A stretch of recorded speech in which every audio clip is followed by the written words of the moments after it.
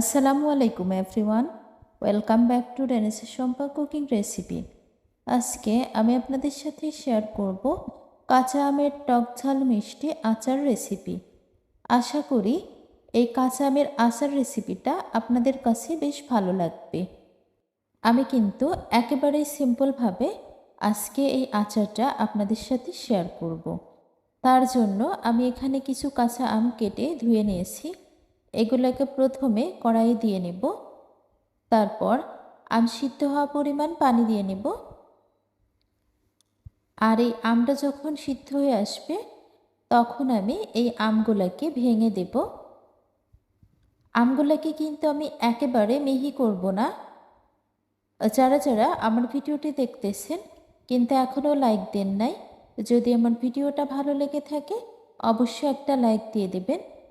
এখন যেহেতু কাঁচা আমের সিজন, আর কিছুদিন পর কিন্তু কাঁচা আম শেষ হয়ে যাবে, তখন পাকা আমের সিজন শুরু হয়ে যাবে। তাই এই কাঁচা আম শেষ হওয়ার আগেই আপনিও তৈরি করে নিন এই আচার রেসিপিটা। আর আমি যে আচারটা তৈরি করব তার জন্য কিন্তু এই আমগুলা একেবারে মিহি করার কোনো দরকার নেই। এভাবেই কিন্তু এই আচারটা খেতে অনেক বেশি সুস্বাদু লাগে। এখন আমি সিদ্ধ করে নেওয়া আমগুলাকে ভেঙে নিচ্ছি। এভাবে একটা চামচ দিয়ে ভাঙতেছি। আপনারাও কিন্তু এই আচারটা তৈরি করলে এভাবে আমগুলাকে ভেঙে নেবেন। আমগুলা ভেঙে নেওয়া হয়ে গেছে। এখন আমি দিয়ে দেব 1 কাপের থেকে একটু কম পরিমাণ চিনি। আর চিনির পরিমাণটা আপনারা এখানে কম বেশি করে দিতে পারেন। এই আচারটা কিন্তু খেতে অনেক বেশি মজা হয়েছিল। আমি চিনিটাকে খুব ভালোভাবে আমের সাথে মিশিয়ে নিচ্ছি। এই পর্যায়ে আমি স্বাদ মতো লবণ দিয়ে নেব। লবণটাকেও খুব ভালোভাবে মিশিয়ে নেব। এখানে আমি 4 থেকে 5 ফোঁটা অরেঞ্জ ফুড কালার অ্যাড করব। এই ফুড কালারটা দেওয়ার কারণে এই আচারের কালারটা কিন্তু অনেক বেশি লোভনীয় হবে।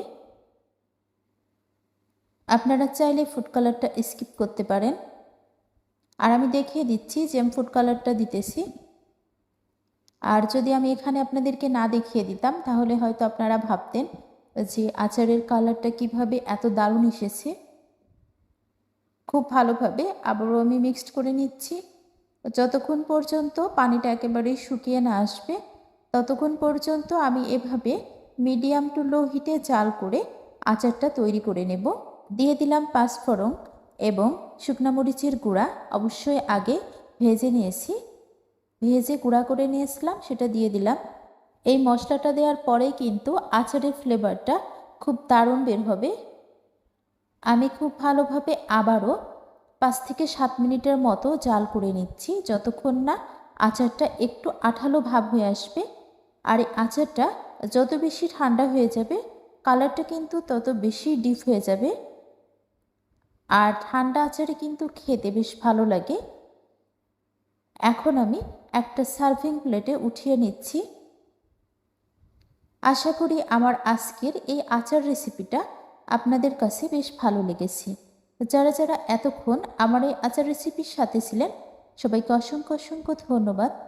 সবাইকে আসসালামু আলাইকুম, আল্লাহ হাফিজ, থ্যাংকস ফর ওয়াচিং। দয়া করে খাবার নষ্ট করবেন না, প্লিজ ডোন্ট ওয়েস্ট ফুড।